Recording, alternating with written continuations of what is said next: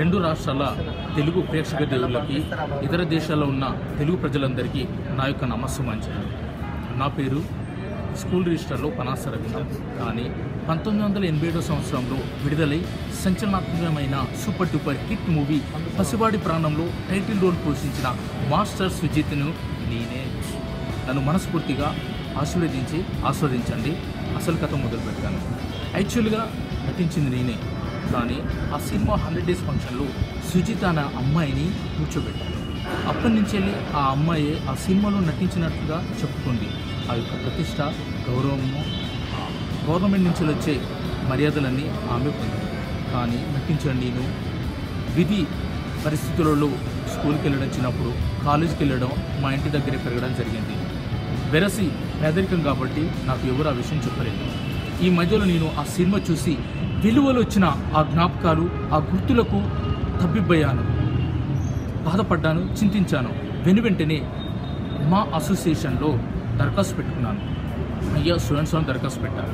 దానికి స్పందించిన కొంతమంది పెద్దలు ఏమన్నారంటే, అవునయ్యా ఆ సినిమాలో నువ్వే నటించావు, అయితే ఇప్పుడేంటి అన్నారు.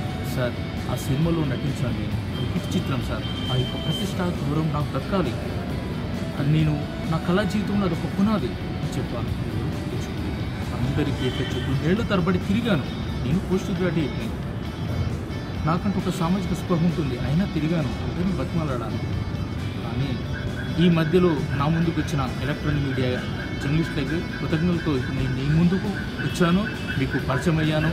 ఈ ఆశీస్సులు, ఈ దీవెనలు ఎల్లప్పుడూ ఉంటాయని ఆశిస్తూ సవినయంగా ప్రార్థిస్తూ చిన్నప్పుడే నేను మేకప్ వేసుకున్నాను. దానికి నా కళా చరిత్రలో అదొక పునాది లాంటిది, చాలా ఉపయోగం ఉంటుంది. ఈ సినిమా ఇండియన్ ఫిలిం ఫెస్టివల్లో ప్రదర్శితమైంది కాబట్టి, ప్రతి సంవత్సరం చిల్డ్రన్ ఫిలిం ఫెస్టివల్లో ప్రదర్శితం అవుతుంది కాబట్టి నాకు ప్రభుత్వం నుంచి ఒక ఆహ్వానం అంటూ ఉంటుంది.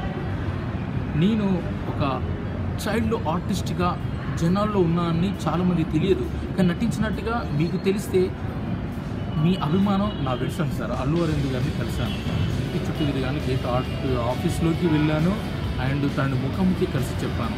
ఆయన నాతో వాదానికి దిగాడు తప్పించి ఆశీర్వదించలేదు. దానికి నేను చింతిస్తున్నాను, బాధపడుతున్నాను. రివ్యూ చూడడానికి ప్రసాద్ ల్యాబ్ తమరు వచ్చారు. ఏదో విధంగా బౌన్సర్స్తో సమాధానం చెప్పి తన ముఖం ముందు నిలబడి, సార్ పసివాడి ప్రాణం టైటిల్ రోల్ పోషించిన సుజిత్ నేనే సార్ అన్నాను.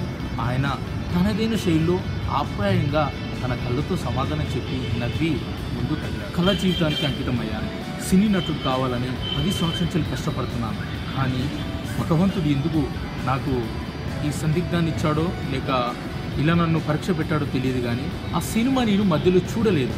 అదే నాకు చాలా బాధాకరమైన విషయం. ఆ సినిమా పాటల మీద డ్యాన్స్ ప్రాక్టీస్ చేశాను, పాటలు చాలా ఇంట్రెస్ట్గా విన్నాను, కానీ సినిమా చూడలేదు, నాకు ఇతరులు కూడా చెప్పలేదు.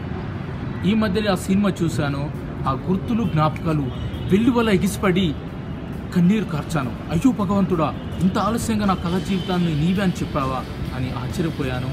కానీ చాలా ఆనందపడ్డాను, ఎందుకంటే నా కళా జీవితం అంతకి ఆ సినిమాలో నేను నటించినట్లుగా తెలుగు ప్రజలందరికీ తెలియాలి. అది నాకు ఆత్మతృప్తినిస్తుంది, అది చాలానిస్తే సరిపోతుంది.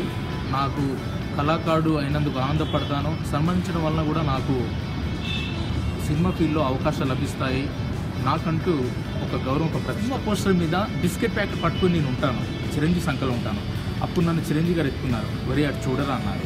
అంటే మామూలుగా చూశాను. అప్పుడు డైరెక్షన్ డిపార్ట్మెంట్ వారు వచ్చి బిస్కెట్ ప్యాకెట్ నా చేతికిచ్చి నా చేతిలోని సర్ది ఒక పొడిగాడు వ్యక్తి వచ్చి నన్ను చెంపపై కొట్టాడు. కొడితే నేను బాధపడ్డాను. అప్పుడు చిరంజీవి గారు ఊరడించి, మరే మనం తర్వాత అతన్ని కొడదాము, ఆయన ఎక్కడున్నారో చూపించరన్నారు.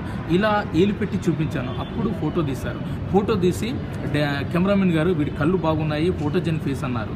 ఇప్పటి ఫోటోజెనిక్ అంటే నాకు అర్థం కాలేదు, కళ్ళు బాగున్నాయి అనేది అప్పుడు నాకు అర్థమైంది. అప్పుడు ఇది నటన మీడియాకి ముందు యువకులు నా ముందుకు వచ్చి చెప్పండి మీ ఆవేదన, మీ బాధ అన్న ఈ ఎలక్ట్రానిక్ మీడియా వారికి సహృదయంతో మనస్ఫూర్తిగా కృతజ్ఞతలు. ఎక్కడ తెలుగు ప్రజలున్నా నన్ను ఆశీర్వదించండి, మీ ఆశీస్సులు నాకు ఉంటాయని ఆశిస్తూ సెలవు తీసుకుంటాను.